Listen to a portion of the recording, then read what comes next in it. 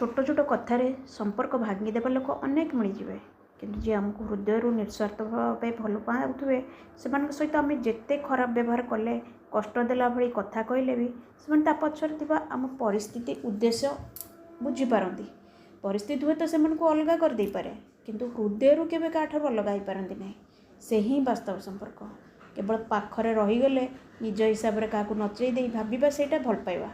गोटे फटो फ्रेम एका सहित जिते निबिड़ हो फटो उठे देखेबार अर्थ नुहे परस्पर को बहुत भल पाती किंतु से माने पछरे हजार विरुद्ध गपंती सेटा कौन भल पाइबा भाविबा सेटा भूल धारणा। आमर हृदय संपर्क पे कॉल मेसेज फोटो रील्स टाटू ए सब शो ऑफ किसी आवश्यकता ना।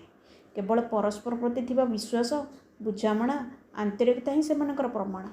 दुनिया को जनइबा किसी आवश्यकता ना। से संपर्क एते निबिड़ जे जी जिते विरुद्ध कहले कि निजे भी ऊपर को जिते खराब कथा व्यवहार कले भी से बुझुंती ये सब केवल अभिनय परिस्थिति पाए। तेणुक हजार संपर्क जीवन में थिले कौन हेबो एमिति एक संपर्क जीवन में रहा निहाती आवश्यक। बुझापी जड़े ही यथेष्ट।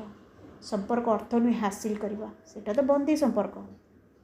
संपर्क ताकू कहती जो त्याग थाए परस्पर खुशी परिस्थिति भय जीवन सुरक्षा से लोकर इज्जत को ध्यान में रखी जी काम करे जी निजक त्याग करें से ही निजर जो निजर इच्छा निजर सबकि अन्य उपर निर्भर करे जे हासिल करियार सेटा संपर्क कहुए।